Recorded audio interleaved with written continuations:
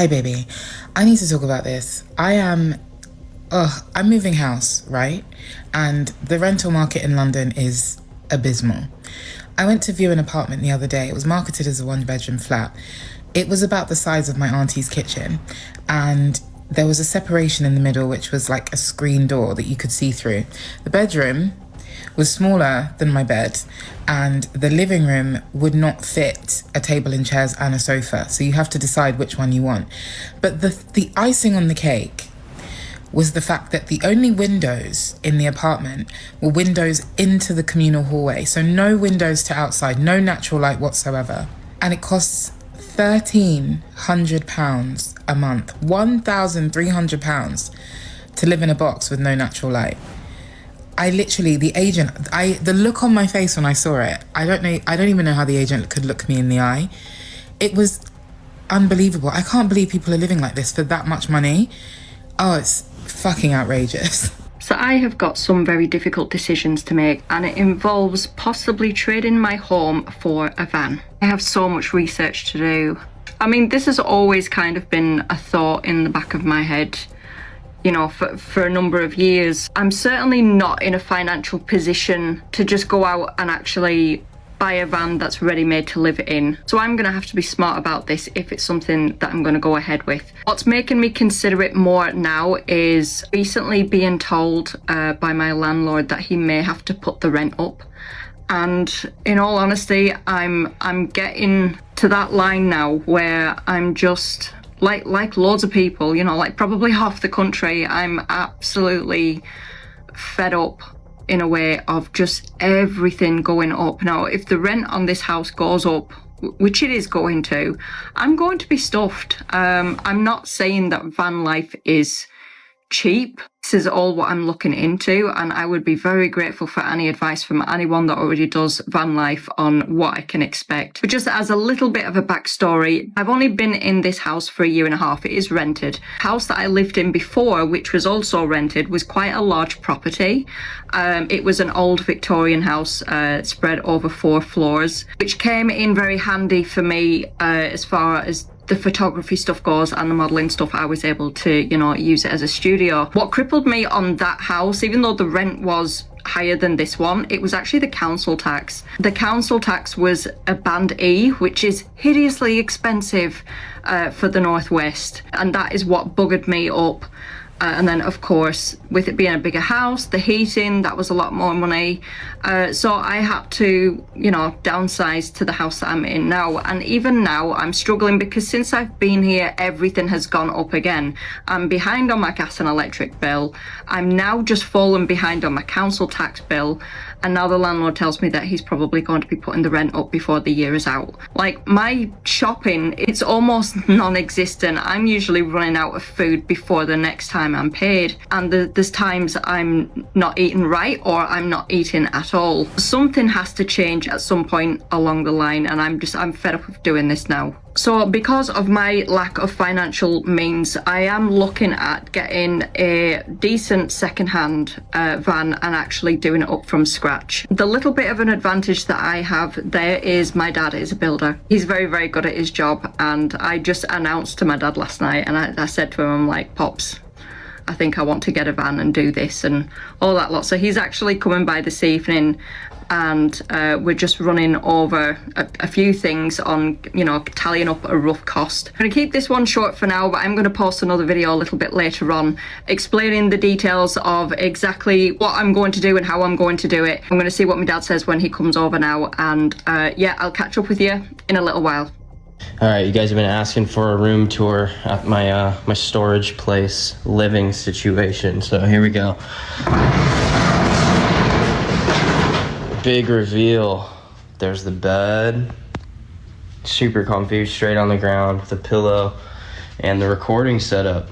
And this is where the magic goes down. It's like, I don't even know, 8 by 8. I love it. Have you ever cried as an adult? Because I did the first night I lived in a storage unit. I didn't cry when I was made homeless, but living in the storage unit was one of the loneliest points of my life. At first, I slept on a duvet on the floor. The floor was concrete and cold, the walls were metal, and it was winter. And later on, I upgraded to an airbed. I was friendly with the staff who worked at the storage units. They may not have known that I was living in there, but from my good intentions that I perceived, they let me use the kitchen. It was very useful to have on hand. The storage unit itself was located in the middle of a hallway.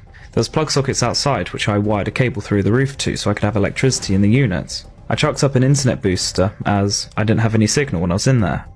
Over the years I've received a lot of questions about how I locked my storage unit, and in my opinion, it was quite tactical. On the outside of the storage unit, I hung my lock, the lock that I used when I wasn't there. It was placed on the door, so if someone walked past, it would just look like an ordinary storage unit.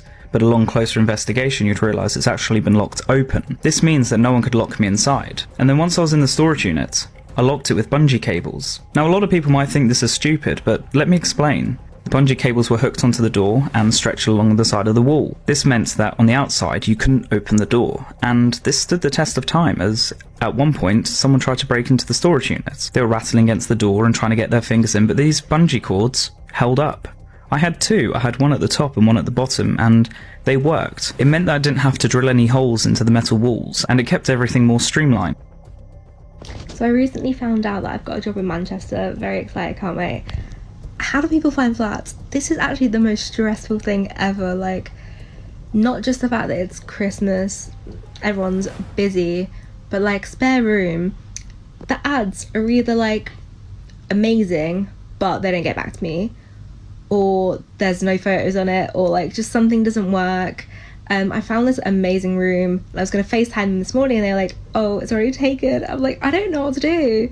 I'm having a meltdown. The realities of van life hit hard this morning. As you've all probably realised yourselves, after a couple of weeks of sunshine, British weather has returned. Now, a lot of people have asked me what urban van life is really like. I will admit that on social media, a lot of what you see about van life is only part of it. But the day-to-day is a lot less glamorous, especially for an urban van lifer like myself. I've been living in the back of my van in Edinburgh for a year now, to save money on rent and bills. For the next few weeks, though, I'm taking some time off work to finish my study. I haven't mentioned this before, but I'm in my 5th and final year of my law degree through the Open University. I've been studying this part-time whilst working full-time as an electrician in Edinburgh and living in a van. Despite the poor weather today, I wanted to talk about one of the main advantages of van life, and that is obviously how you don't have to pay money on rent and bills. Because I've been saving for a house anyway, I've got 30 grand cash. This, plus the fact I live in a van, means that I can sustain myself for a few weeks and probably a few months actually, whilst I work on studying for my last module. So my point is that despite the weather sometimes being not so good, the freedom that van life gives me in not having to work when I need to, and in some cases even being able to move around the country like I have done to find work. To me, this outweighs the downside with things like the weather and not necessarily having your own private space. I hope this video has answered the questions that people were asking about the realities of van life. Now, if you do genuinely have any other questions about van life, then please let me know in the comment section. And thank you again for watching. Day one of living in a camper van in central London while working full time. Well, technically today I'm currently in zone 2. I wake up and first things first, I check outside for the ops, aka the local traffic warden. All clear and I am ravenous, so quickly do some oats with chopped banana and pour out a quick black coffee. People often ask me if it's difficult living in a van in a city. It is, but not as difficult as paying £1,000 a month to a property conglomerate based in Dubai for the pleasure of sharing a flat in Catford. I'm working from the van today, so head out for a quick mental health walk before work starts. The biggest privilege of living in a van is that my garden can be whichever site of natural beauty I decide to pull up at. I don't pay council tax, but if I did, I'd be fuming. I arrive back just before work to see someone has driven into my wing mirror. This could be a disaster, but luckily I always bring backup. At this point, I'm thinking of naming my right wing mirror Lily Phillips and my left wing mirror Bonnie Blue, because the moment I turn my back, there seems to be a queue of people waiting to smash them. Crisis averted, I jump into work. I work through my lunch break like the good little boy they pay me to be. Done for the day, I have a quick tidy up. I do a quick bit of editing, but it's getting dark and chilly, so I heat up some leftover spag bowl to eat while I watch Severance.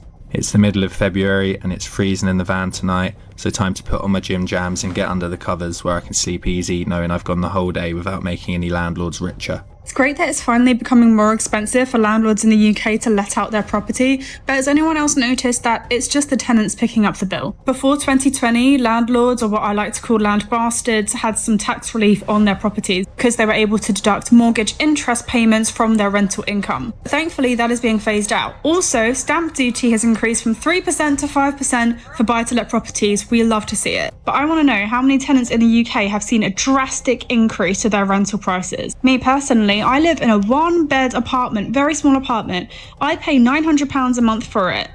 My lease is up in June. My landlord tried to increase that to £1,100 a month. That is an increase of £200 a month. That is an increase of over 20%. Plus, my EPC rating is like an E or something. Like, the apartment I live in is not fit to live in during the winter months. My winter bill was £250 for a single occupant because he did nothing to try and insulate this place. He does not care. So whilst I think it's great that Labour has introduced these incentives to protect tenants, it's also kind of insulting that they've done that without introducing any cap on how much rent can increase. 20%? My salary has not risen 20%. You cannot say that it's inflation, like 20%. Luckily, I have been saving hard and I'm on my way to be purchasing an apartment, but way quicker than what I had previously planned, because I am not doing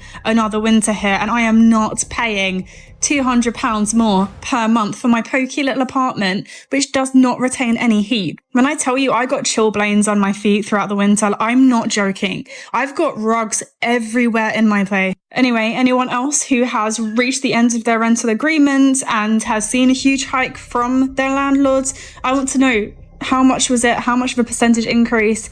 And did you fight back? Are there any protections for people who rent in the UK, for people who are paying off mortgages of people who already have monopolised housing and who are already making a significant income from monopolising property? And what else do we need to ensure that landlords aren't taking the piss out of us and to ensure that more of us can get onto the housing market?